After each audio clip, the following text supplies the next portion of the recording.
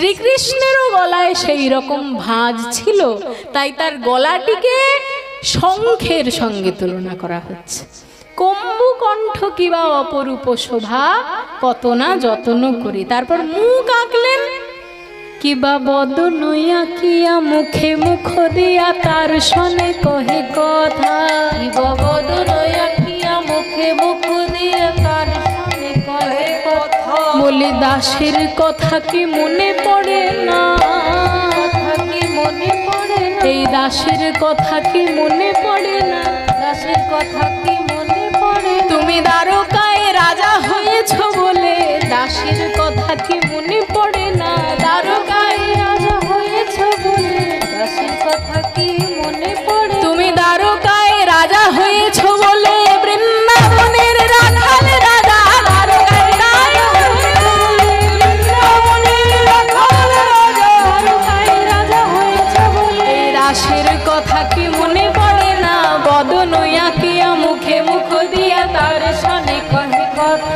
দাস যদুনাথ কহে ওহে রসময়ে আসিয়া দেখো হে তা। দাস যদুনাথ কহে ওহে রসময়ে আসিয়া দেখো হে তা। দাস যদুনাথ কহে ওহে রসময় আসিয়া দেখো হে তা। তুমি একবার এসে দেখে যাও হে, একবার এসে দেখে যাও। তুমি একবার এসে দেখে যাও হে, একবার এসে দেখে যাও। তোমার বিনোদিনীর কি যে দশা, একবার এসে দেখে যাও। বিনোদিনীর কি যে দশা, একবার এসে দেখে যাও। তোমার বিনোদিনীর কি যে দশা, দশা বলতে হিয়া ফেটে যায় গো। বিনোদিনীর কি দশা বলতে হিয়া ফেটে যায় গো। বিনোদিনীর কি যে দশা, একবার এসে দেখে যাও হে। বদন আঁকিয়া মুখে মুখ দিয়া তার সনে কহে কথা। দাস যদুনাথ কহে ওহে রসময়ে আসিয়া দেখো হে তা। তুমি আসিয়া দেখো হে তা। এবার বৃন্দাবনে আসছেন আমাদের দূতি। দূতি কাকে বলে? মাথুর দূতি সংবাদ, সেখানে দূতিকে বৃন্দা দূতি। এক্ষেত্রেও দূতি আছে কিন্তু বৃন্দা নয়। দূতি মানে, দূতি মানে এখনকার দিনের মানুষদেরকে বোঝানো ভারী মুশকিল। কারণ দূতি কাকে বলে আগে বলি। সাহিত্যে নায়ক এবং নায়িকার মধ্যে যিনি কথা আদান প্রদান করে দেন তাকে বলা হয় দূতি। মানে নায়কের কথা গিয়ে নায়িকার কাছে, নায়িকার কথা গিয়ে নায়কের কাছে যিনি বলে দেন, এটি বলার জন্য খুব বিশ্বস্ত বন্ধুর দরকার। তো সেই বিশ্বস্ত বন্ধুকে বলা হয় দূতি। এখনকার দিনে দূতি হলো আমাদের মোবাইল ফোন, তাই না? কারোর কোনো দিকে কোনো কারোর কথা মনে পড়লো, মেসেজ করে দিল, হয়ে গেল। কিন্তু তখনকার দিনে তো ব্যাপারগুলো এত সহজ ছিল না। তখনকার দিনে খুব বিশ্বস্ত বন্ধু না হলে এনার কথা তার কাছে, তার কথা এনার কাছে তো আনা যাবে না। সেই বন্ধুদেরকে বলা হতো দূতি। আজকে দূতি যিনি হবেন মায়েরা, তিনি দূতি হওয়ার মোটেও কাজ জীবনে কিন্তু খুব একটা করেননি। করেননি ভুল বলা হবে, কিন্তু আমাদের কাছে তার সেই সব কথা সাধারণত প্রকাশিত হয় না। সেই ব্যক্তিটিকে আমি বলছি, আপনারা বলুন দেখি। হ্যাঁ, এই তো বলে দিয়েছি। বাড়িতে ঝগড়া লাগানোর জন্য যে সমস্ত ব্যক্তিগুলি থাকে তাদেরকে আমরা বলি নারদ। তা যে নারদ মুনি সারা জীবন ঝগড়া লাগানোর জন্য ব্যস্ত, সেই নারদ মুনি আজকে মিলন ঘটাবার জন্য ব্যস্ত হবেন। কেমন ভাবে দেখছি, নারদ মুনি মনে মনে ভাবলেন যে দেখ বাবা, যবে থেকে পৃথিবী তৈরি হয়েছে শুধু যুদ্ধ যুদ্ধ যুদ্ধ, একটা একটু ভক্তি একটু শুদ্ধ প্রেম সেই সব দেখার জায়গা থাকলো না সেই প্রথম থেকে।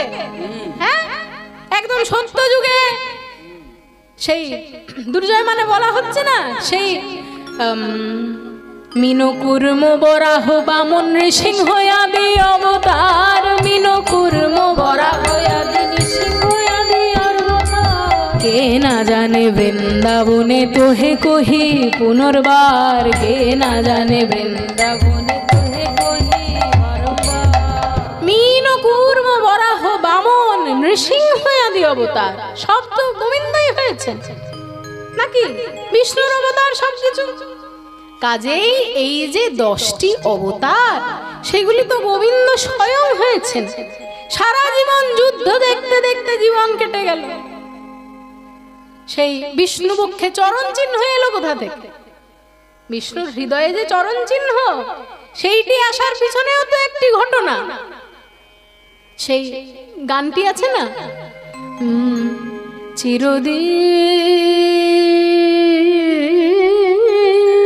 চিরদিন কাহারো সমান নাহি যায়,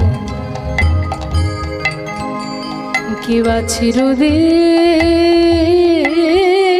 চিরদিন কাহারো সমান নাহি যায়। ও আজকে যে রাজা ধীরাজ, আজকে যে রাজা ধীরাজ কাল সে ভিক্ষা চায়, আজকে যে রাজা ধীরাজ কাল সে ভিক্ষা চায়, সমান নাহি যায়। অবতার শ্রীরামচন্দ্র যে জানকীর পতি, তার হলো বনবাস, রাবণ করে রূপ গতি। অবতার শ্রীরামচন্দ্র যে জানকীর পতি, তার হলো বনবাস, রাবণ করে দুর্গতি। আগুনেও পুড়িল না, আগুনেও পুড়িল না, ললাটের লেখা সমান নাহি যায়। চিরদিন কাহারো সমান নাহি যায়। কিবা স্বামী পঞ্চ পাণ্ডব সখা কৃষ্ণ ভগবান, দুঃশাসন করে তবু দ্রৌপদীর অপমান। দ্রৌপদীর যে অপমান হলো, দ্রৌপদীর বন্ধুকে স্বয়ং শ্রীকৃষ্ণ, দ্রৌপদীর স্বামী কারা? পঞ্চ পাণ্ডব। সেই থাকতেও দ্রৌপদীর যদি বস্ত্র হরণ হতে পারে, তাহলে সাধারণ মানুষের কি? তারপর মহারাজ হরিশ্চন্দ্র রাজ্যদান করে শেষ, শ্মশান রক্ষী হয়ে লোভিল চণ্ডাল বেশ। হরিশ্চন্দ্র রাজ্যদান করে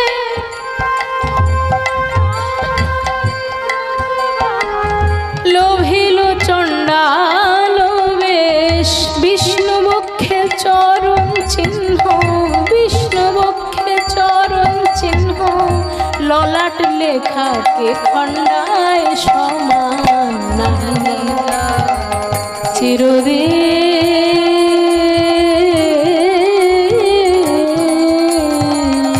কাহারো সমান। কাজেই এত যুদ্ধ আমি সারা জীবন দেখলাম, কিন্তু তবুও একটু শুদ্ধ প্রেম দেখার জায়গা পেলাম না। তাই শ্রীমদ্ ভাগবতকে জিজ্ঞাসা করতে লাগলেন, কোথায় গেলে শুদ্ধ প্রেম পাব? তখন বলা হলো, আপনি শ্রীধাম বৃন্দাবনে চলে যান, বৃন্দাবনে গেলেই শুদ্ধ প্রেম পেয়ে যাবেন। তখন নারদ মুনি বললেন, কই রে আমার সাধের ঢেঁকি, এবার একবার আমাকে বৃন্দাবন নিয়ে চল দেখি। তখন বসবো, দেখো ভেঙে যাবে না তো, এই বলে ঢেকির উপর বসে নারদ মুনি, একলে নারদ মুনি চিনতে মনে মনে, একলে নারদ মুনি চিনতে মনে মনে, কোথা রহে শুদ্ধ ভক্তি পাইব কেমনে, কোথা রহে শুদ্ধ ভক্তি পাইব কেমনে। তত্ত্বদর্শী নারদ ঋষি ঢেকি আরোহণে, তত্ত্বদর্শী নারদ ঋষি ঢেকি আরোহণে, নাচিতে নাচিতে যায় মধুর বৃন্দাবনে, নাচিতে নাচিতে যায় মধুর বৃন্দাবনে, নাচিতে নাচিতে যায় মধুর বৃন্দাবনে, নাচিতে নাচিতে যায় মধুর বৃন্দাবনে। আজ তত্ত্বদর্শী নারদ ঋষি চারি পানে চায়, তত্ত্বদর্শী নারদ ঋষি চারি পানে চায়, কোথা হইতে তাপ আসি লাগে মোর গায়, অঙ্গ কেন জ্বলে যায়, অঙ্গ কেন জ্বলে যায়, অঙ্গ কেন জ্বলে যায়, অঙ্গ কেন জ্বলে যায়, জ্বালা জুড়াইতে ব্রজে এলাম অঙ্গ কেন জ্বলে যায়, জুড়াইতে ব্রজে এলাম অঙ্গ কেন জ্বলে যায়। আমি হলাম নারদ মুনি, কোন জিনিসের শেষ না দেখে ছাড়ি না। আমার গায়ে যখন তাপ লেগেছে, তাপ কোথা থেকে আসছে তা জেনেই ছাড়ো। তাই খুঁজতে খুঁজতে খুঁজতে গিয়ে দেখেন রাধারানী যে ঘরে ক্রন্দন করছেন, সেই ঘরে রাধারানী একবার করে হা কৃষ্ণ কোথায় কৃষ্ণ, এই বলে যে নিঃশ্বাস ছাড়ছেন, তার ভিতরের যে তীব্র বিরহের আগুন, সেই আগুন নিঃশ্বাসের দ্বারা প্রতিফলিত হচ্ছে। আর সেই নিঃশ্বাস গিয়ে নারদ মুনির গায়ে লেগেছে। তিনি বলছেন, ওগো রাধে প্রেমময়ী, তুমি তো শুধু প্রেমময়ী নও, তুমি যে শ্রীকৃষ্ণের শক্তি স্বরূপিণী। শক্তি স্বরূপিণী স্বয়ং যদি শক্তিহীনা হয়ে পড়ে, তবে শ্রীকৃষ্ণ শক্তিমান থাকবেন কেমন করে? তাই শ্রীকৃষ্ণকে ঠিক রাখার জন্য তোমাকেও তো ঠিক থাকতে হবে। তোমার এত ক্রন্দনের কারণ আমি বুঝেছি, তোমার সঙ্গে তোমার প্রাণনাথের মিলন আমি ঘটাবই ঘটাবই ঘটাবই। তখন নারদ মুনি চললেন দ্বারকায়। নিজের বীণাকে বলছে, কই রে সাধের বীণা? বলি, নারায়ণ নারায়ণ তো সারা জীবনই করলি, এবার একটু রাধা রাধা নাম কর দেখি। তামাইরা রাধা নাম করতে হবে তো, রাধা নাম ধরে যেতে হবে দ্বারকার পথে পথে। বলো বলো যন্ত্র রাধা নাম মন্ত্র, যাগ যজ্ঞ ব্রত কিছু না হেয়ার। বলো বলো যন্ত্র রাধা নাম মন্ত্র, যাগ যজ্ঞ ব্রত কিছু না হেয়ার। বলো বলো যন্ত্র রাধা নাম মন্ত্র, যাগ যজ্ঞ ব্রত কিছু না হেয়ার। বলো বলো বিনে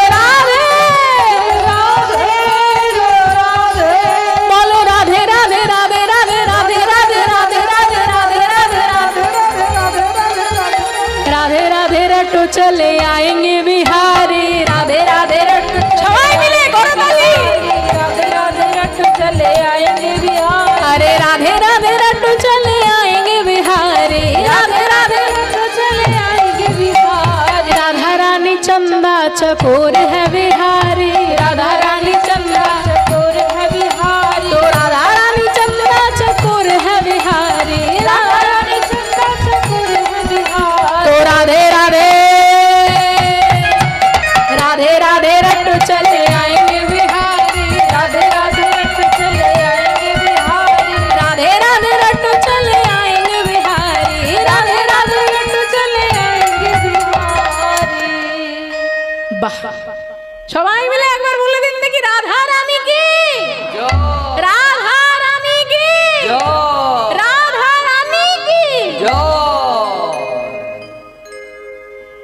ঐশ্বর্যমণ্ডিত দ্বারকা পুরীতে রাধা রানীর নাম তো কেউ করে না রাধা রানীর নাম পথে যেতে যেতে এমন সুন্দর বীণা বাজিয়ে কে করছে এমন সুন্দর বীণার ধ্বনি তো দেবর্ষি নারদ ছাড়া আর কারোর পক্ষে সম্ভব নয় তবে বলো বলো বলো এ রাধা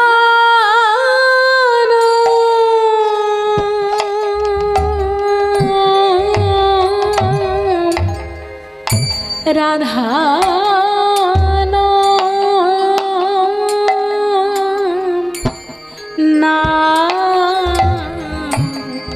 কে শোনালে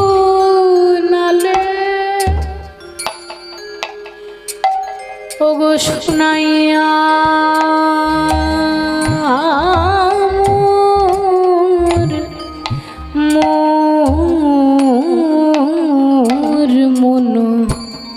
মোর মন প্রাণ জুড়া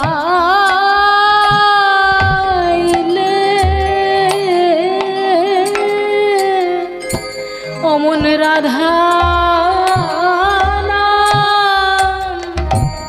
আমায় কে শোনালে রাধা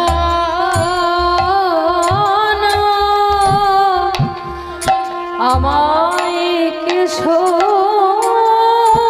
আমার সর্বেন্দ্রিয়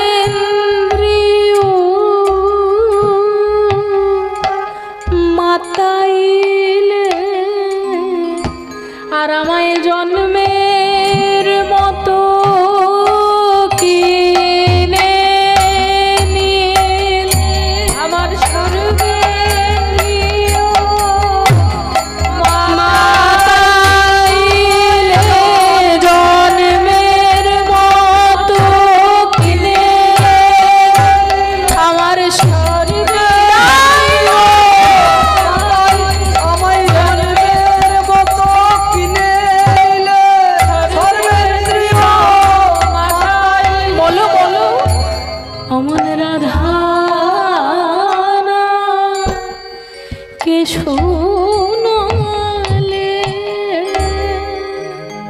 ওই রাধা নামে আছে কি মাধুরী শ্রবণী রহল হিয়াপুরী হৃদয় ভরে যে গেল গো ভরে যে আমার হৃদয় ভরে যে গেল গো ভরে যে গেল ওই মধুর রাধা নাম প্রেমে ভরে যে গেল মধুর রাধা নাম প্রেমে ভরে যে গেল ওই মধুর রাধা নাম প্রেমে ভরে যে গেল মধুর রাধা নাম প্রেমে ভরে যে গেল অমন মধুর রাধা নাম প্রেমে না জানি কি সুধায় আছে মধুর রাধা কি সুধায় আছে মধুর রাধা নাম প্রেমে না জানি কি সুধায় আছে মধুর রাধা নাম প্রেমে না জানি কি হৃদয় ভরে যে গেল আর চিতে নিতে মূরতি প্রকার আর আমি আশা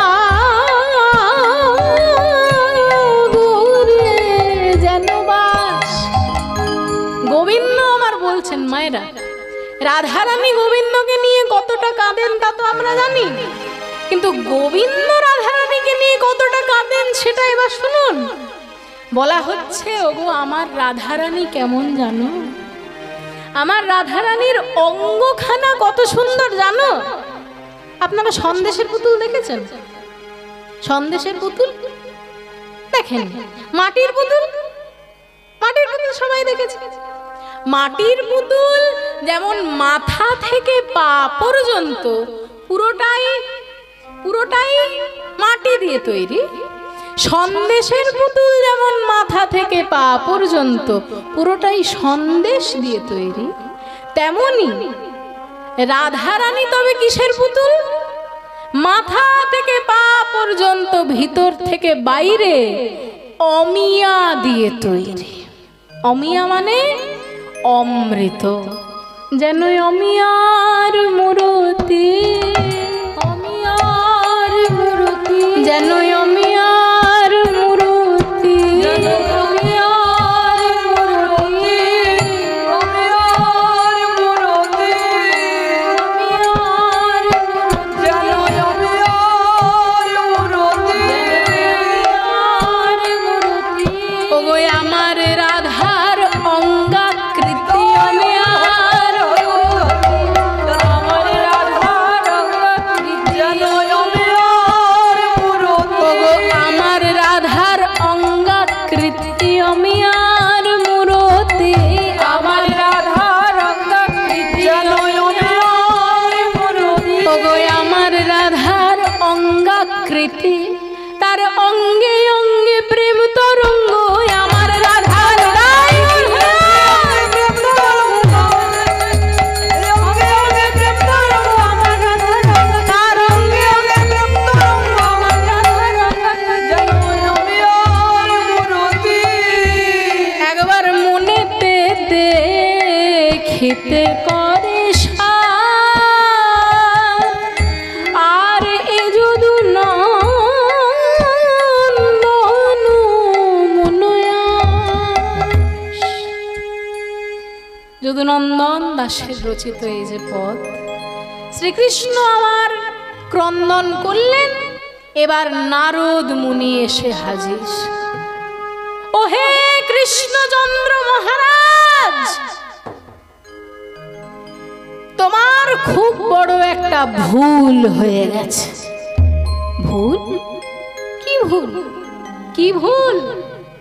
এত বড় যে কুরুক্ষেত্রের যুদ্ধ বাঁধালে, তাই কুরুক্ষেত্রের যুদ্ধ বাঁধানোর পিছনে ছিলটা কে? কে ছিল? শ্রীকৃষ্ণ। এবার আপনারা কেউ কেউ বলতে পারেন যে শকুনিই তো সবকিছু করেছে। বলছি মায়েরা, কেউ একজন এসে একটু চূড়াটার এই ডান দিকটা একটু ঠিক করে দিলে ভালো হতো। তা এত বড় যুদ্ধটা বাঁধালো কে? শকুনির নামও তো আপনারা করতে পারেন নাকি? শকুনির নাম কেন করবেন? শুনুন, শকুনির নাম করাটা আমাদের কিন্তু উচিত হবে না। কেন? শকুনি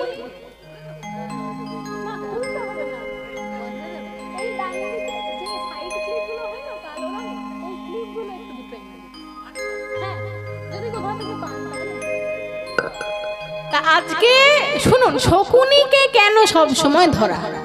কারণ শকুনি তো, যদি শকুনি না থাকতো তাহলে কুরুক্ষেত্র হতো না, কুরুক্ষেত্রের যুদ্ধ হতো না। শকুনি কেন তাহলে যুদ্ধ বাঁধালো? এত খারাপ মানুষ কি হয় পৃথিবীতে যে নিজের ভাগ্নেদেরকে নিজে মেরে দেয়? হ্যাঁ, নিজের ভাগ্নেদেরকে নিজে মারার কথা কেউ ভাবতে পারে নাকি? ভাবতে পারেই না। কিন্তু শকুনি তা করল। কেন করল? তবে শুনুন, শকুনির যিনি বাবা গান্ধার নরেশ, সেই গান্ধার নরেশ ভারত বংশের সঙ্গে যুদ্ধ করতে গিয়ে একবার হেরে যায়। ভারত বংশ মানে আপনারা জানেন যে কৌরব পাণ্ডবদের যে বংশ, তার মূল রাজা ছিলেন ভরত, সেখান থেকে ভারত বংশ তাদের নাম ধরা হয়। সেই জন্য বলা হচ্ছে না, यदा यदा हि धर्मस्य ग्लानिर्भवति भारत। এখানে ভারত বলতে কিছু কিছু মানুষ বলে না যে ভারতবর্ষে যখন যখন গ্লানি ঘটবে, তা কিন্তু নয়। ভারতবর্ষের গ্লানি নয়, পৃথিবীর যেখানে গ্লানি ঘটবে না কেন, সম্ভবামি যুগে যুগে ভারত, ও হে ভারত, অর্থাৎ ভরত বংশজাত অর্জুন। এখানে ভারত বলতে ভারতবর্ষ না। কাজেই এই ভারত বংশের কোনো একজন রাজার কাছে গান্ধার নরেশ হেরে যান যুদ্ধ করতে গিয়ে। সেই রাজা তখন কি করে, গান্ধার নরেশ এবং তার ছেলে 101 জন ছেলেকে নিয়ে জেলখানায় পুরে দেন, কারাগারে আবদ্ধ করে রাখে এই সমস্ত লোকদেরকে। আর কারাগারে প্রত্যেক দিন খেতে দেবে তাও করেন না। কি করেন, সারা দিনের মধ্যে একটা সময়ের খাবার দেবে, সকাল বিকেল রাতের একটা সময়ের খাবার দেবে। আর 100 জনের নয়, একজন মানুষের খাবার দেবে। সেই একজন মানুষের খাবার তোমরা 100 জন কিভাবে ভাগ করবে কেউ জানে না। কাজেই সেই রকম খাবার। গান্ধার নরেশ মনে মনে ভাবলেন যে ঠিক আছে, আমরা না হয় যুদ্ধে হেরেছি, কিন্তু এইভাবে আমাদেরকে মৃত্যুবরণ করতে হবে একজনের কারাগারে থেকে। তবে শোনো, আমার ছেলেদের মধ্যে সব থেকে বুদ্ধিমান এবং সব থেকে রাজনীতিবিদ ছেলে হলো শকুনি। সারা দিনের মধ্যে একটা সময়ে একটা খাবার আমরা 100 জন মিলে ভাগ করে কতদিন চালাতে পারবো? তার থেকে বরং আমরা ত্যাগ স্বীকার করব, আমরা সবাই ত্যাগ স্বীকার করব এবং ওই যে একজনের খাবারটি আসবে সেই খাবার শকুনি একাই খাবে। শকুনিকে বাঁচিয়ে রাখতে হবে। শকুনি ততদিন বেঁচে থাকবে যতদিন না পর্যন্ত এই কৌরব, এই ভারত বংশের 100 জন আরো না মৃত হয়। কাজেই যে ব্যক্তি নিজের চোখের সামনে নিজের বাবা কাকা ভাইদের মরে যেতে দেখে, তার হৃদয়ে প্রতিহিংসা না থাকাটা স্বাভাবিক নয়। কাজেই শকুনির এই কারণে কিন্তু কুরুক্ষেত্রের যুদ্ধ হয়েছিল। সে প্রতিজ্ঞাবদ্ধ ছিল যে আমি আমার ভাইয়েদের, আমার কাকাদের, বাবাদের সবার ভাগের খাবার খেয়েছি, এই বংশের 100 জন মানুষের মৃত্যু ঘটানোর জন্য। কাজেই আর দুজনের মধ্যে মানে পাণ্ডব কৌরবদের মধ্যে কৌরবরাই মারা গেল, কারণ কৌরবরা অসৎ পথে ছিল। অন্যায়ের পথ যদি তারা অবলম্বন না করত তাহলে পাণ্ডবদেরই মৃত্যু হতো, কারণ তারাও তো ভারত বংশজাত। কিন্তু অন্যায়ের সমর্থন করেছেন বলে কৌরবদের 100 জন ওই শকুনির ষড়যন্ত্রের দ্বারা মারা যান। কাজেই যুদ্ধ বাঁধানোর পিছনে শকুনি তো ছিলই, কিন্তু শ্রীকৃষ্ণ যদি একটু ভালোভাবে কড়া নেড়ে দিতেন তাহলে যুদ্ধ হতো? হতো না। উনি তো সব পারেন, সব যদি পারেন তাহলে যুদ্ধ থামাতে পারবেন না। যুদ্ধ তোমার জন্য হয়েছে, সুতরাং তোমাকে যোগ্য করতে হবে। যোগ্য, হ্যাঁ, প্রায়শ্চিত্তের যোগ্য করতে হবে। আরে প্রায়শ্চিত্তের যোগ্য তো দেবর্ষিপাদ ওই যুধিষ্ঠির করেছে, রাজসূয় যজ্ঞ। তখন নারদ মুনি বলছে আরে যুধিষ্ঠির করলে হবে? যুধিষ্ঠির যদি ভাত খায় তোমার পেট ভরবে? ভরবে না। তাহলে যুধিষ্ঠির যদি যজ্ঞ করে তাহলে যুধিষ্ঠিরের পুণ্য হবে, তোমার কি পুণ্য হবে বলো? তখন বলছে তা তো ঠিক, তাহলে কি করব? যজ্ঞ করতে হবে। কি যজ্ঞ? দানব্রত যজ্ঞ। বাবারে, দানব্রত যজ্ঞ করতে কি হবে শোনো, ত্রিভুবন নিমন্ত্রণ করতে হবে। ত্রেতায় রাম রাজা ছিল, অশ্বমেধ যজ্ঞ কইল। ত্রেতায় রাম রাজা ছিল, অশ্বমেধ যজ্ঞ কইল। ত্রেতায় রাম রাজা ছিল, অশ্বমেধ যজ্ঞ কইল। ত্রেতায় রাম রাজা ছিল, অশ্বমেধ যজ্ঞ কইল। ত্রেতায় রাম রাজা ছিল, অশ্বমেধ যজ্ঞ কইল। রাজা ছিল, অশ্বমেধ যজ্ঞ কইল। ত্রেতায় রাম হবে বে দান ব্রত যজ্ঞ হবে বে। দান ব্রত যজ্ঞ হবে বে। দান ব্রত যজ্ঞ হবে বে। দান ব্রত যজ্ঞ হবে বে।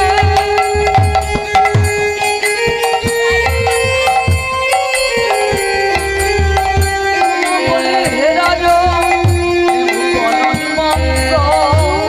বলি হে রাজা, ত্রিভুবন নিমন্ত্র। বলি শুনো, বলি হে রাজা, ত্রিভুবন নিমন্ত্র। হে রাজা, ত্রিভুবন নিমন্ত্র। রাজা, ত্রিভুবন নিমন্ত্র। নিমন্ত্রণ করিতে হবে সবে। নিমন্ত্রণ করিতে হইবে।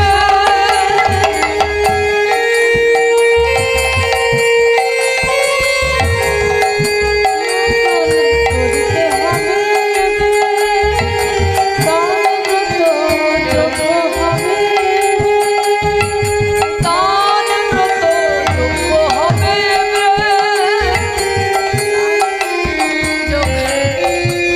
জোড়া তাপ্পি দিয়ে চালাতে হবে।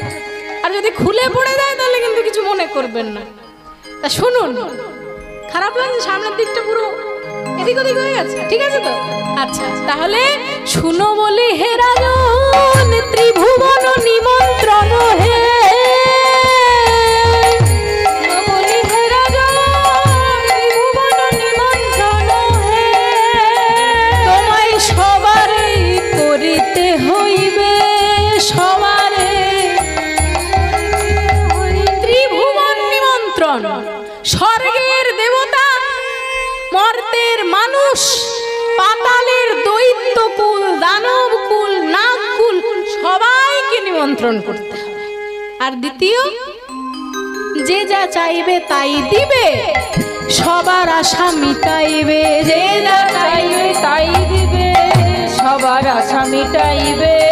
যা চাইবে তাই দিবে, সবার আশা মিটাইবে। সবার আশা মিটানোর পর কি করবে? সবার শেষে, সর্বশেষে দান দিয়া, ভিক্ষার ঝুলি কাঁধে লইয়া। সর্বশেষে দান দিয়া, ভিক্ষার ঝুলি স্কন্ধে লইয়া। সর্বশেষে দান দিয়া, ভিক্ষার ঝুলি স্কন্ধে লইয়া। সর্বশেষে দান দিয়া, ভিক্ষার ঝুলি স্কন্ধে লইয়া। সর্বশেষে দান দিয়া, ভিক্ষার ঝুলি স্কন্ধে লইয়া। ভিক্ষা করি যাইবে নিজ সুখে, ভিক্ষা করি যাইবে মন সুখে। ভিক্ষা করতে হবে। মায়েরা, এই যে এত বড় অনুষ্ঠান আপনারা করছেন, এই সম্পূর্ণটাই তো ভিক্ষার দ্বারা হচ্ছে। তাই মায়েরা, কীর্তন শুনতে যখন আপনারা এসেছেন, ভক্তগণ কীর্তন শুনতে যখন আপনারা এসেছেন, এই অনুষ্ঠানকে আরো সুন্দরভাবে তৈরি করার জন্য আপনারা সবাই, এখানে কমিটির লোকেরা যাবে, যে যা পারবেন মুক্ত হস্তে দান করুন। কারণ দানের থেকে বড় ধর্ম আর কিছু হয় না। সবাই যা পারবেন তাই দিন। ভিক্ষার ঝুলি নিয়ে এনারা সবাই যাবেন, আপনারা মুক্ত হস্তে দান করুন। এবার আমরা দান করার পরে আবার ফেরত নেব কেন? এই যে আপনারা ভিক্ষাটা দেবেন, দেওয়ার পর সেই টাকাটা কি ফেরত নিয়ে নেবেন? তা তো নয়। তাহলে বলা হলো কেন দান করার পর আবার ভিক্ষা চাইতে? কারণ আছে। ধরুন কেউ আপনার কাছ থেকে 1 কোটি টাকা চাইলো, আপনি তাকে 1 কোটি টাকা দিয়ে দিলেন, কিন্তু শেষে ভিক্ষার ঝুলি নিয়ে ওই 1 কোটির মধ্যে থেকে একটি টাকা কিন্তু আপনাকে ভিক্ষা নিতে হবে। কেন? তাতে তোমার দানের অহংকার দূরে যাবে। দানের অহংকার দূরে যাবে, দানের অহংকার দূরে যাবে, দানের অহংকার দূরে যাবে। দান শেষে ভিক্ষা করবে, দানের অহংকার দূরে যাবে। দান ভিক্ষা করবে, দানের অহংকার দূরে তাই যাবে। ভিক্ষা করে যাইবে নিজ সুখে। ভিক্ষা করে যাইবে নিজ সুখে। এই তিনটে মাত্র শর্ত। চিঠি আমায় লিখে দাও, আমি চিঠি সবার কাছে পৌঁছে দেব। তাই চিঠি মাথায় নিয়ে চললেন নারদ মুনি সবার আগে কৈলাস। যজ্ঞ করতে গেলে সবার প্রথমে শিব ঠাকুরকে ডাকতে হয়, তাই সবার আগে কৈলাসে যেতে হবে। মাথায় নিয়ে চললেন নারদ মুনি। নিমন্ত্রণ পত্র পাইয়া নারদ চলিল, নিমন্ত্রণ পত্র পাইয়া নারদ চলিল, নিমন্ত্রণ পত্র পাইয়া নারদ চলিল, নিমন্ত্রণ পত্র পাইয়া নারদ চলিল, নিমন্ত্রণ পত্র পাইয়া নারদ চলিল। নিমন্ত্রণ পত্র পাইয়া নারদ চলিল।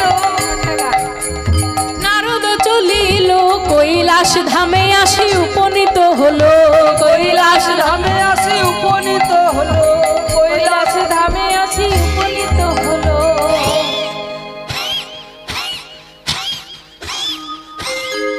হলো কি? হাঁপানি। ও হাঁপিয়ে গেছো? তা এত ছোটার দরকার কি? এই বয়সকালে এত ছোটা ভালো দেখায়? আরে এতগুলো নিমন্ত্রণ করতে হলো, ছুটতে হবে না? ও বাবা, তাহলে এবার বলো যে আমার কাছে এসছো। বলছে এই নিন যজ্ঞের ইনভিটেশন কার্ড। কোথায় দাও?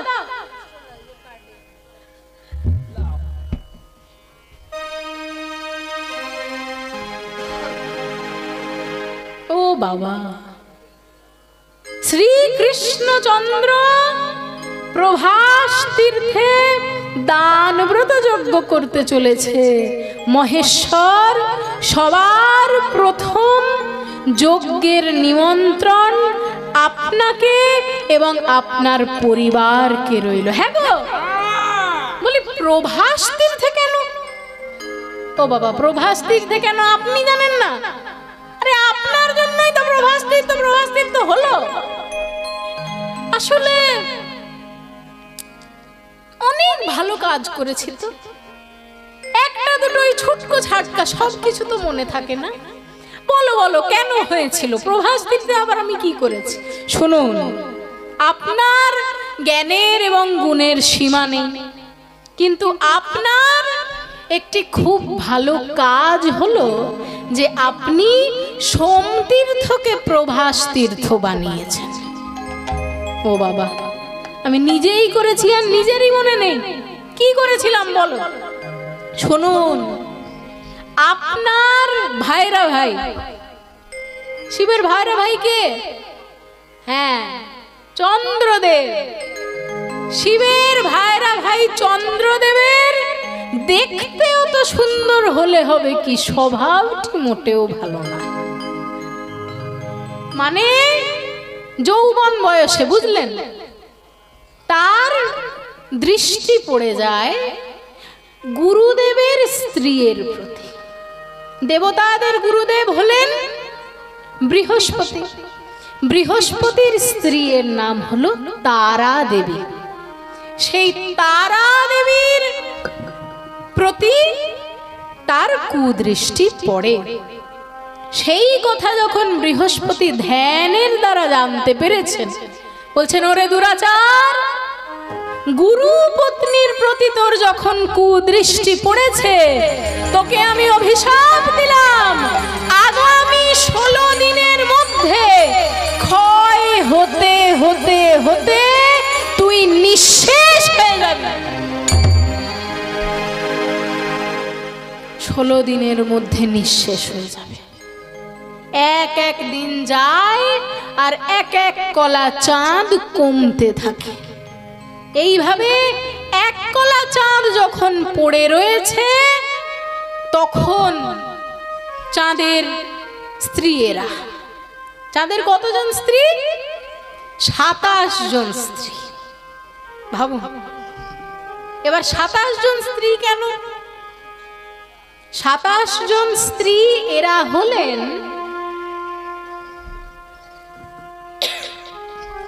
হলেন দক্ষ রাজার মেয়েরা।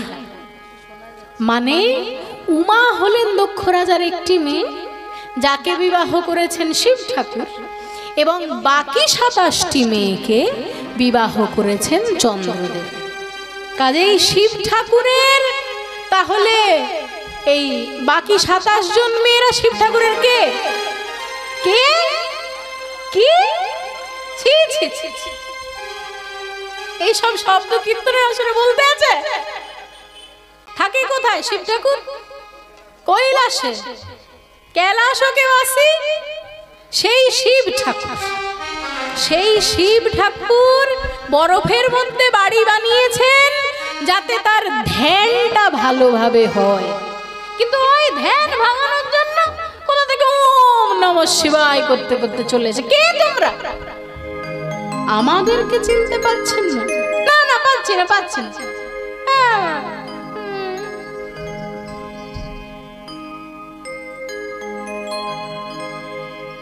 মানে মুখটা চেনা চেনা লাগছে, কিন্তু নামটা মনে নেই। কে তোমরা?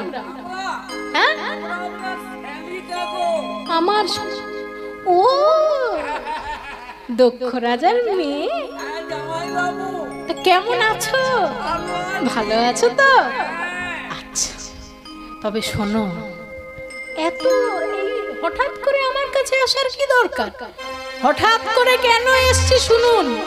বললো কি দুঃখে পড়ে এসছো? বলো। আরে দুঃখে না পড়লে আপনার কাছে কেউ আসে?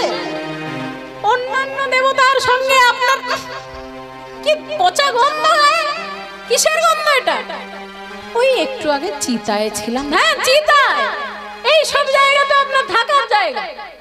অন্যান্য দেবতাদেরকে দেখুন, সোনার সিংহাসনে সোনার আভরণ পরে ঘুরছেন, আর আপনি আহিষাগণাভরণম, গলায় সাপ জড়িয়ে বসে রয়েছেন, চিতার ভস্যের উপর ধ্যান করছেন, গায়ে বাঘ ছাল, কি বলে ওটাকে, হরিণের ছাল, এইসব নিয়ে বসে রয়েছেন।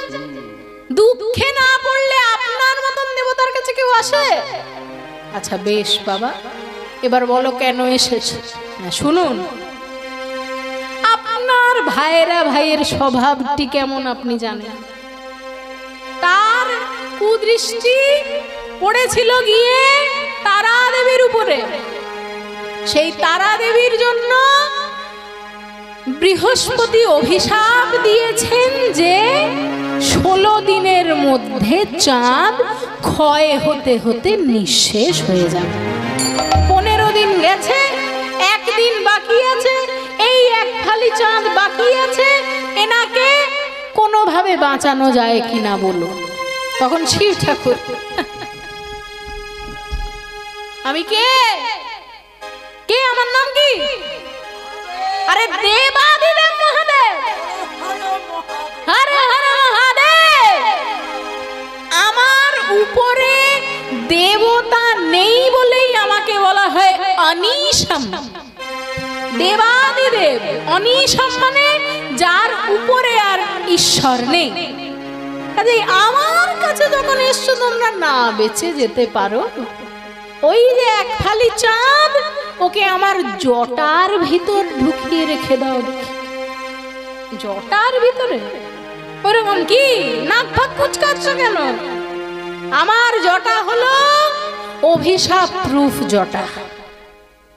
সেই ওয়াটার প্রুফ ইঙ্ক হয় না, যতই জল পড়ুক না কেন কালি যাবে না, তেমনি আমার জটা হলো অভিশাপ প্রুফ জটা।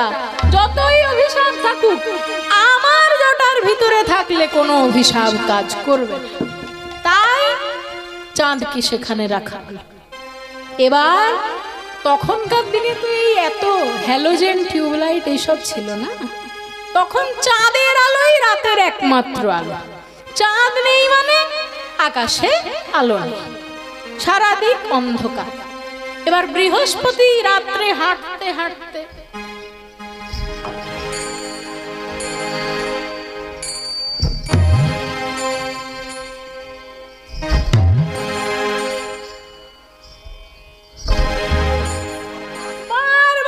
হোঁচট খাচ্ছে। তখন মনে মনে ভাবছেন, ধুর, অভিশাপটা একটু বেশি দেওয়া হয়ে গেল। আমারই তো শিষ্য, আমি ওকে একটু যদি বকে ধমকে ঠিক করে নিতাম তাহলে আর ও কোনোদিন এই সব ভুলভাল রাস্তায় যেত না। কিন্তু তা না করে এমন অভিশাপ দিয়েছি যে এখন নিজেই হোঁচট খেতে খেতে মরছি। চাঁদ থাকলে চাঁদের আলোয় একটু চারিদিকটা দেখা যেত, এখন অন্ধকারে কোথায় পা দিচ্ছি বুঝতেই পারছি না। তখন মনে মনে ভাবলেন বৃহস্পতি, বলছেন যদি চাঁদ আজকে বেঁচে থাকতো। বৃহস্পতি কিন্তু এখনো জানেন না যে চাঁদ বেঁচে আছে। যদি চাঁদ বেঁচে থাকতো ওকে বলে দিতাম সোম তীর্থে গিয়ে যদি সে স্নান করে তবে সোম তীর্থের জলে তার ক্ষয় রোগ দূর হয়ে যাবে। যেই না বলা, স্ত্রীগণ কি আর চুপ থাকবেন? যেই মাত্র শুনেছেন যে স্বামী ঠিক হয়ে যেতে পারেন সোম তীর্থে স্নান করালে, তখন চাঁদকে ফ্রিজ থেকে বের করলেন। ফ্রিজেই তো রাখা ছিল নাকি? ফ্রিজে যেমন জিনিসপত্র পচে না, তেমন এই চাঁদও ক্ষয় ছিল না আর পচছিল না। কাজে ফ্রিজ থেকে বের করে চাঁদকে স্নান করালেন এবং চাঁদ নিজের হারানো জ্যোতি ফিরে পেল। প্রভা মানে হলো জ্যোতি, আশ মানে হলো আশা। প্রভা যুক্ত আশ, প্রভাস তীর্থ। এই তীর্থ দান ব্রত যজ্ঞ করার সঠিক স্থান বলে ঠিক করা হলো। তাই সেই তীর্থে আজকে হবে দান ব্রত যজ্ঞ। এবার শিব ঠাকুরকে দেওয়া হলো, তারপর চারিদিকে যত দেবী দেবতা রয়েছে দেওয়া হলো, রাক্ষসগণকে দেওয়া হলো, বৃন্দাবনের বাকি সবাইকে দেওয়া হলো। শেষমেশ রাধারানীর হাতে গিয়ে যখন পড়েছে চিঠি, রাধারানী বলছে, ওরে সখী, আমায় সাজিয়ে দে, আমায় সাজিয়ে না দিলে গোবিন্দের কাছে যাবো কেমন করে? এতদিন পরে গোবিন্দের সঙ্গে দেখা, আমায় একটু ভালোভাবে সাজিয়ে দেবে। সঙ্গিনী রঙ্গিনী রূপ তরঙ্গিনী, সঙ্গিনী রঙ্গিনী রূপ তরঙ্গিনী, আসিয়া মন্দির মাঝো, আসিয়া মন্দির মদন মোহন মোহিতে যতনে, মদন মোহন মোহিতে যতনে, রাইকো করিল সাজো, রাইকো করিল সাজো। রাধারানী আমার একেবারে সেজে গুজে প্রস্তুত প্রভাস যজ্ঞের জন্য বেরোবেন। এমন সময় কুটিলা এসে হাজির। একই রাধে, এত সেজে গুজে কোথায় যাওয়া হচ্ছে? বলছে ওই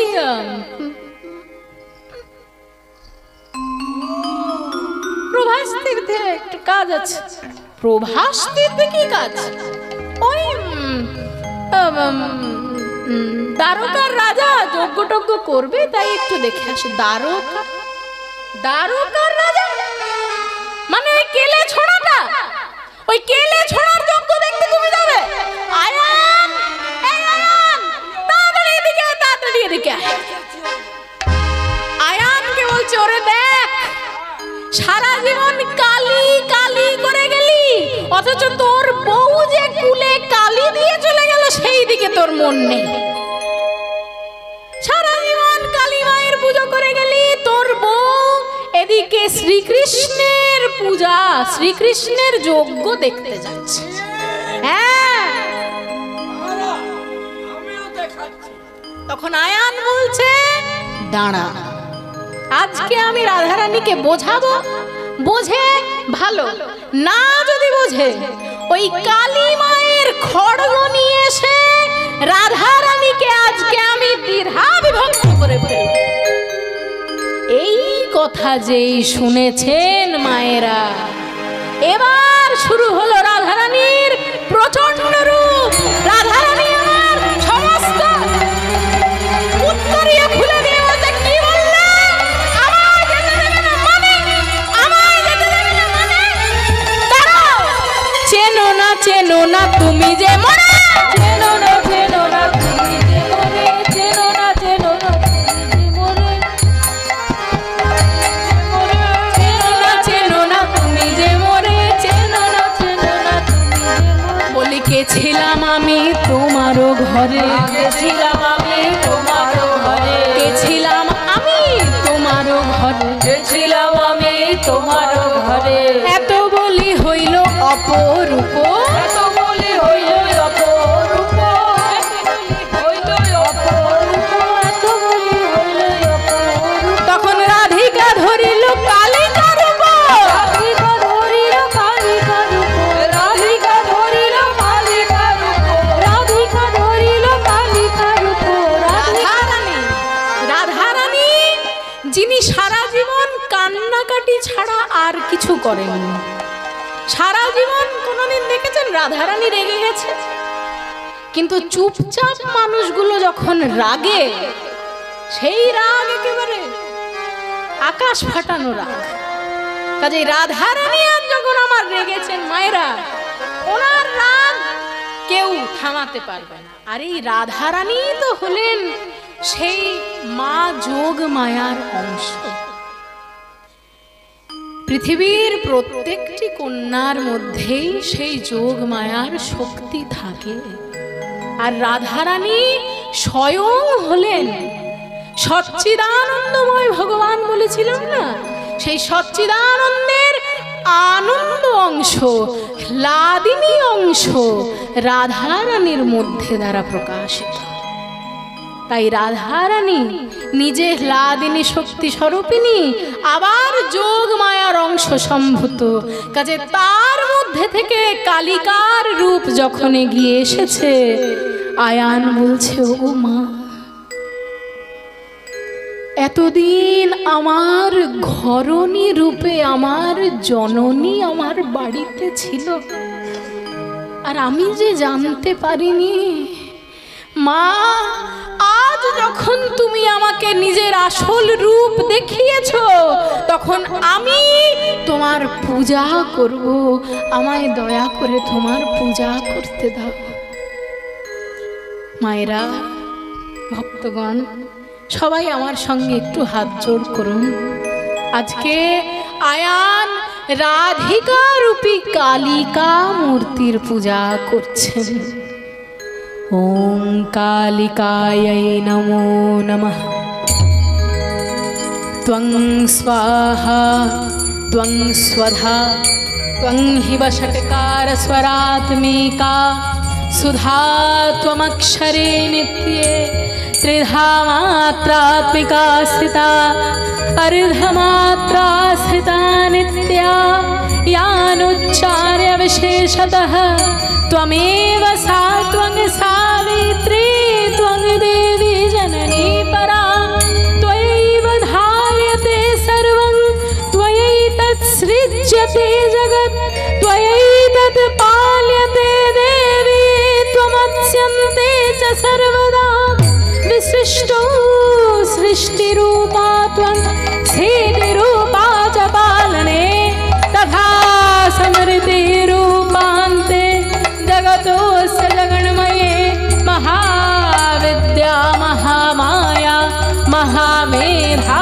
महास्मृतिः महामोहा च भवति महादेवी महासुरी प्रकृतिस्त्वं च सर्वस्वं गुणत्रय विभाविनी कालरात्रिर्महारात्रिर्मोहरात्रिशदारुणा त्वं श्री त्वमीश्वरी त्वं ह्रीस्त्वं बुद्धिर्बोधलक्षणा लज्जा पुष्टिस्तथा तुष्टिस्त्वं क्षातिरेव च खड्गिनी शूलिनी घोरा गदिनी चक्रिणी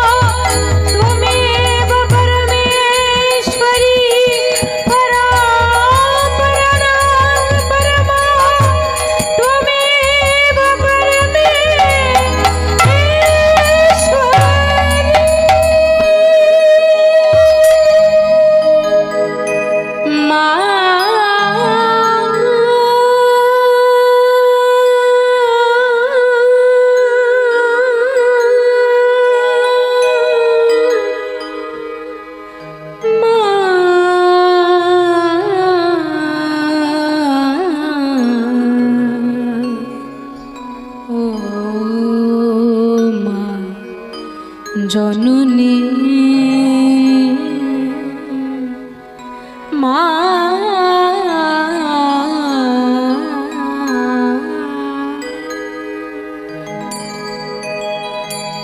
মিছে ভ্রম ভূমণ্ডলে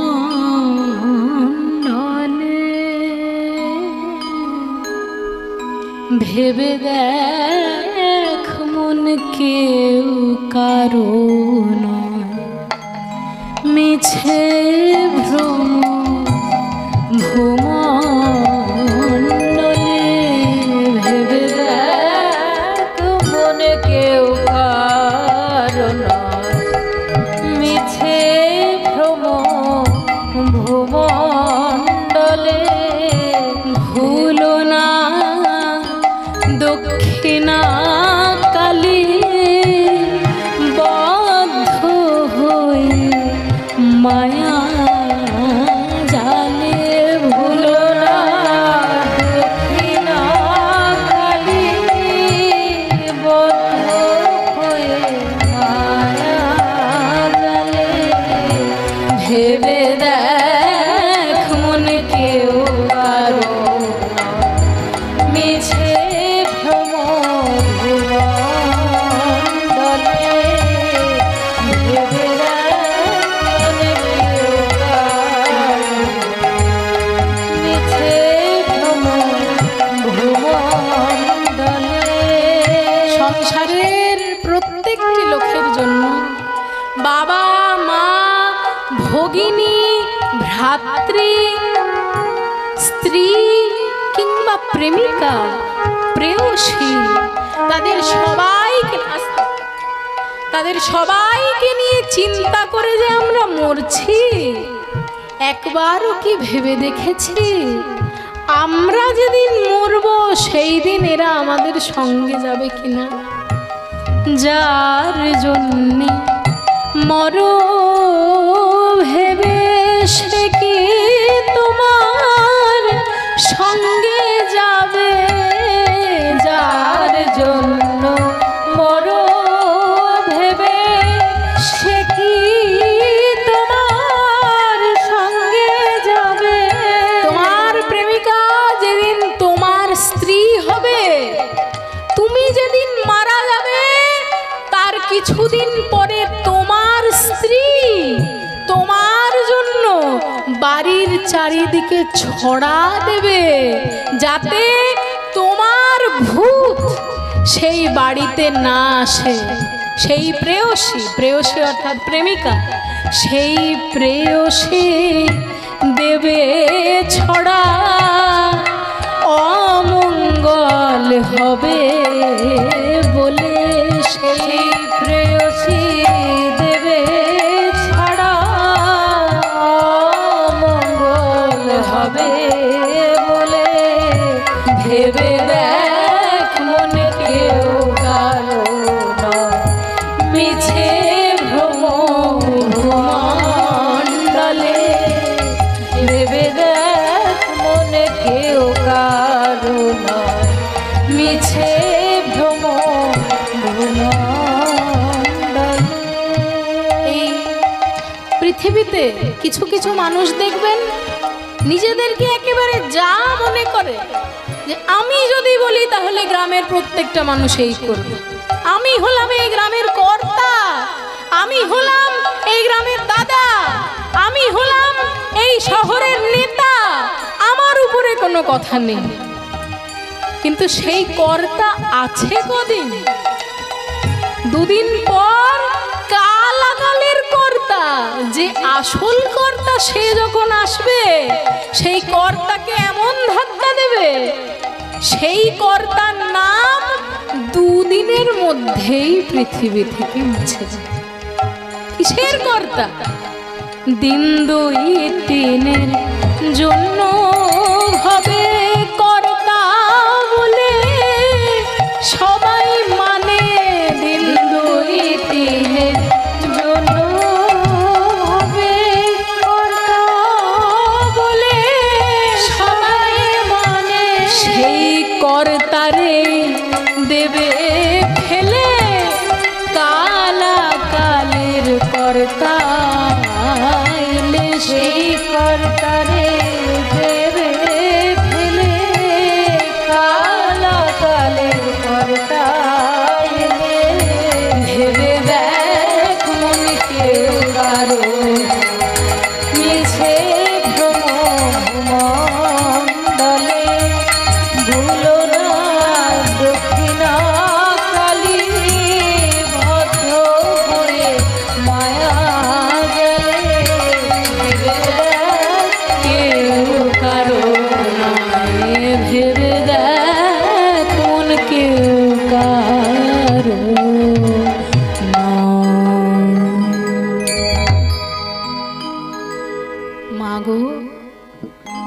যখন আমাকে তোমার আসল স্বরূপ দেখিয়েই দিলে, তখন আমি কি আর তোমায় আটকে রাখতে পারি?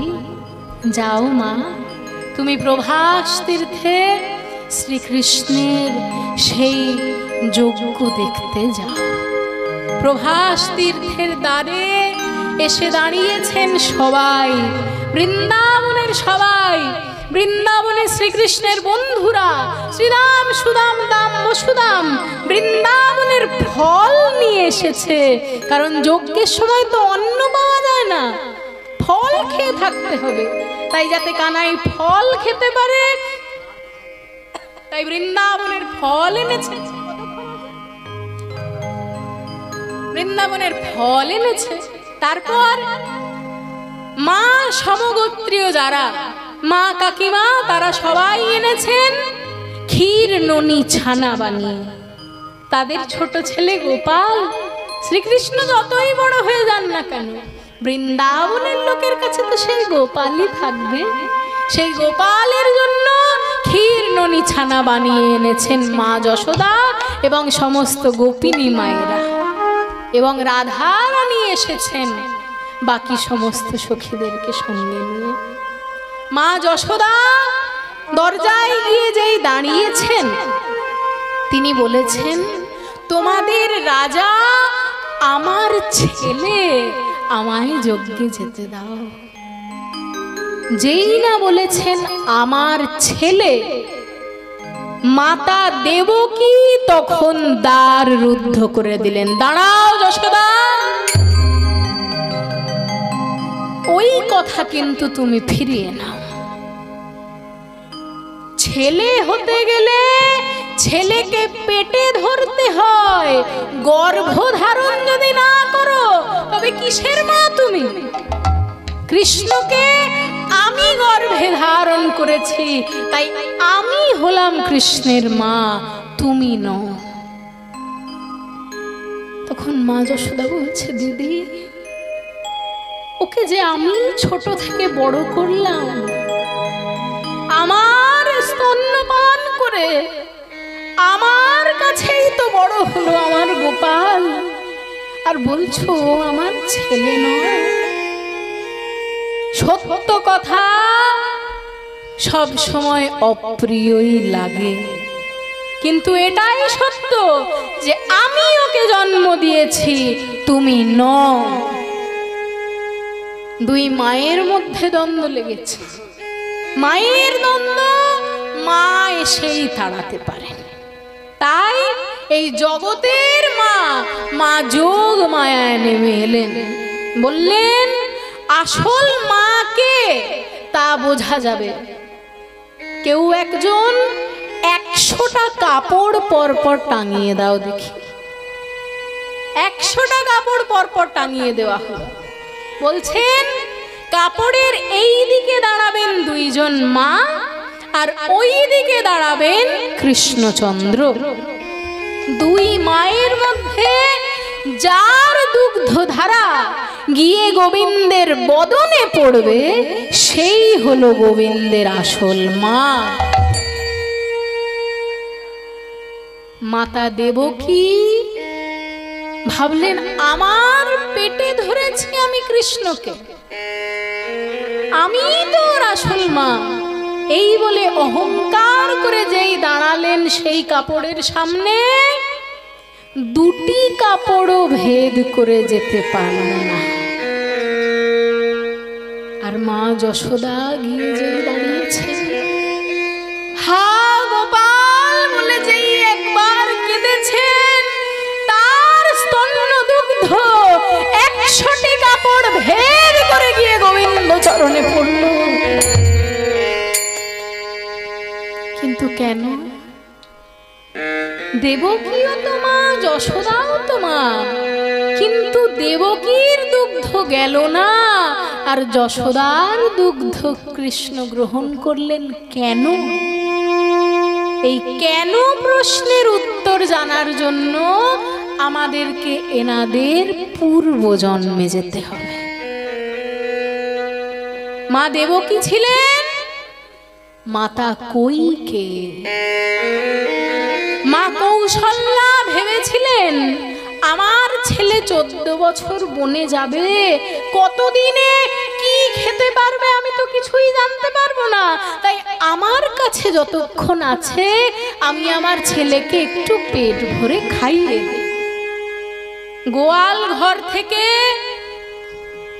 এক সোনার বাটি গরুর দুধ নিয়ে এলেন রামচন্দ্রের কাছে। রামচন্দ্র সেই দুধ খেতে যাবেন, মা কইকেয়ী এক ধাক্কায় দুধের বাটি ফেলে দিলেন। বললেন, রামচন্দ্র তোমার বনবাস শুরু হয়েছে আজকে থেকে, সুতরাং আজকে থেকেই এই রাজবাড়ির কোনো কিছুর উপরেই তোমার অধিকার থাকলো না। এই রাজবাড়ির গোয়াল ঘরও তোমার নয়, গরুর দুধও তোমার নয়, এক্ষুনি তুমি এই রাজবাড়ি থেকে বেরিয়ে চলে যাও। রামচন্দ্র কোনো কথা না বলে তাই করলেন। সীতা দেবী এবং লক্ষ্মণকে নিয়ে চলে গেলেন বনবাসে। 14 বছর পর যখন ফিরে এসেছেন, নিজের মা কৌশল্যার কাছে আগে গেলেন না, আগে গেলেন মা কইকেয়ীর কাছে। মা কইকেয়ীর চরণ বুকের মধ্যে জড়িয়ে ধরে বলছে, মা তুমি আমায় আশীর্বাদ করো, কারণ তুমি হলে আমার শিক্ষা গুরু।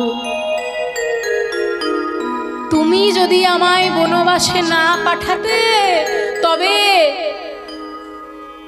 ওই রাক্ষস জাতির সঙ্গে এবং হনুমান বানরদের সঙ্গেও যে বন্ধুত্ব করা যায় তা আমি রাজা হয়ে কোনোদিন জানতে পারতাম না। তুমি যদি আমাকে বনবাসে না পাঠাতে, আমি জানতেই পারতাম না বনের ভিতরেও যে মানুষ কত সুখে শান্তিতে থাকতে পারে। এই রাজপ্রাসাদের ভিতরে সুখ থাকতে পারে, কিন্তু শান্তি সব সময় থাকে না মা। বনে পাঠিয়ে তুমি আমায় শান্তির সঙ্গে দেখা করিয়েছো, তাই তুমি আমার শিক্ষা গুরু মাগো, আমায় আশীর্বাদ। এই কথা যখন রামচন্দ্র বলেছেন, মা কইকেয়ী বলছেন, বাবা তোকে কষ্ট দেবার জন্য আমি তোকে 14 বছর বনবাসে পাঠালাম, আর ফিরে এসে বলছিস আমি তোর শিক্ষা গুরু।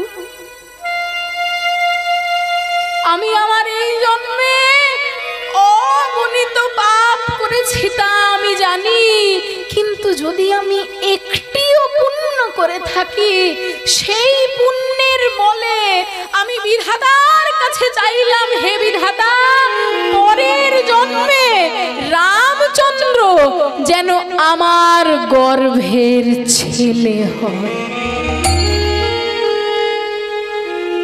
পরের জন্মে মা কইকেয়ী এলেন মাতা দেবকী রূপে, আর রামচন্দ্র শ্রীকৃষ্ণ রূপে।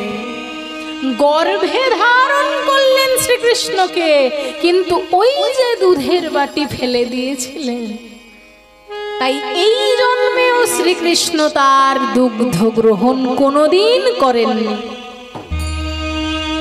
কিন্তু মা যশোদাকে, মা যশোদা হলেন ধরা দেবী।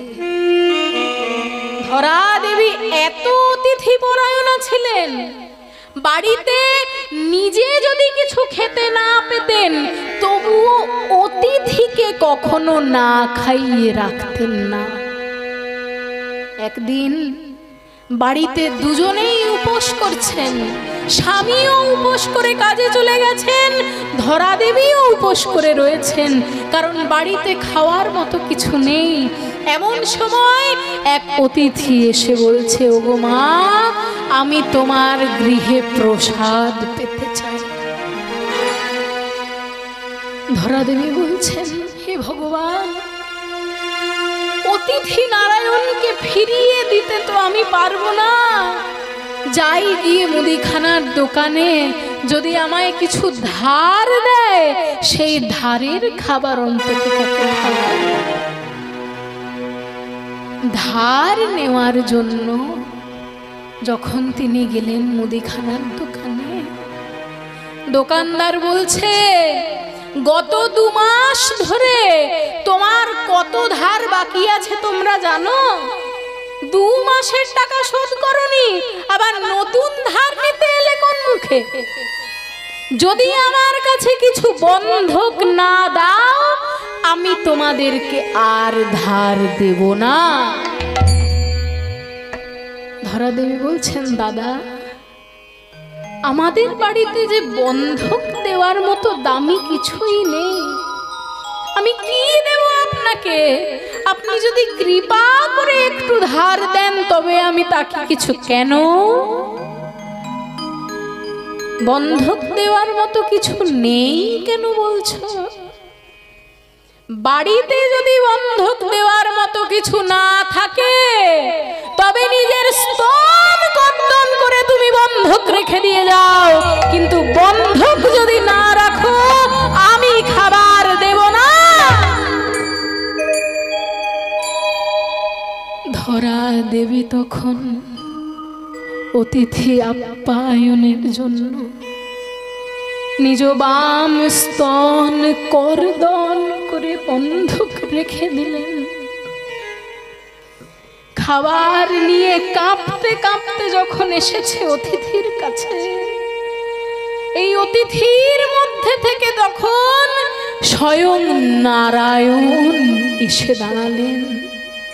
বলছেন, ওগো মা, অতিথি পরায়ণা তো জগতে প্রচুর দেখেছি, কিন্তু নিজের অঙ্গ কেটে বাদ দিয়ে বন্ধক রেখে অতিথিকে খাবার দিতে চায় এমন মা আমি আজ পর্যন্ত দেখিনি।